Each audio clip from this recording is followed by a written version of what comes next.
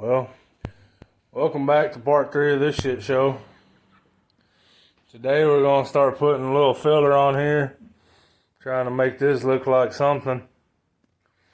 What I'm going to start doing first is I'm going to get a flapper wheel, sanding disc, or tiger paw, whatever you want to call it, on an angle grinder.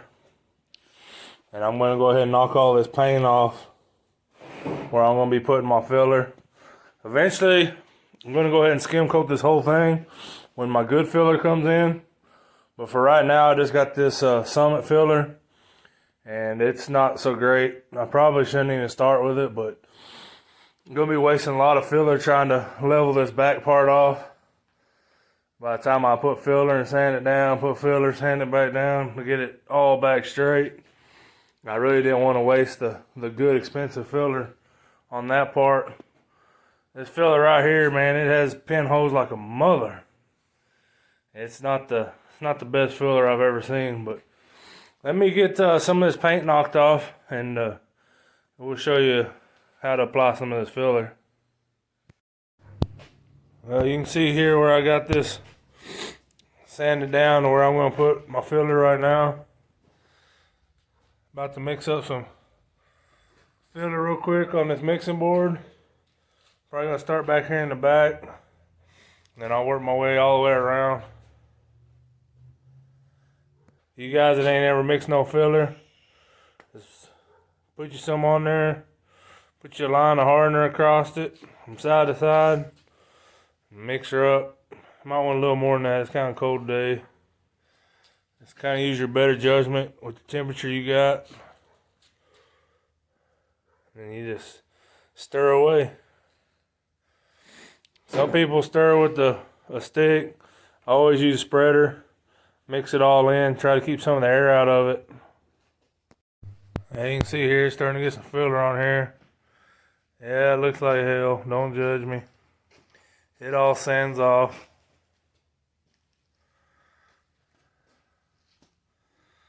Some all the way down this side. What I'm going to do is just get it all on here and then just rough it in. Get the general shape I'm looking for, get everything built up.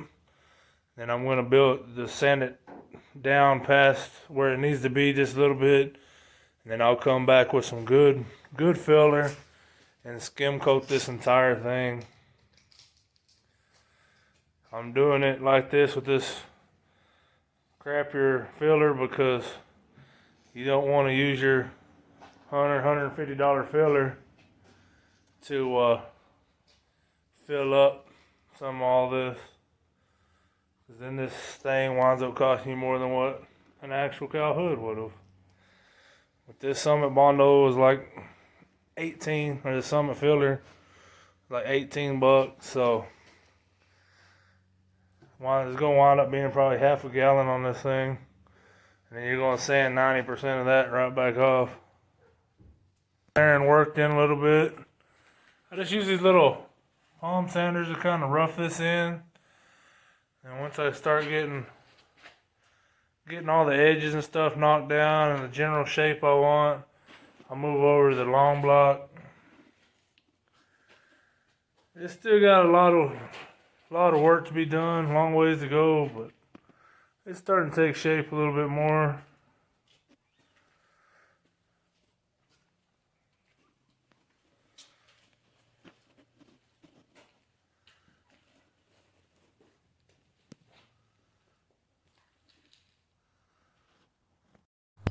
Well, guys, I don't want to drag this out 15 episodes there, and I ain't gonna have time to finish it for a while. My little brother's kicking me out of here. You get the general idea of what's going on, and if you're asking yourself, is it worth it? I mean, probably not. I've already got a little over $100 in this thing. Got a whole roll and a half of welding wire, and that's already a gallon of filler. So if you was using expensive filler, I mean, you would be up in the range where you could just buy a cow hood by the time this is done. So you get the general idea. I'm going to call it good for a while. He's kicking me out of here because he's about to pull the engine out of this and freshen it up.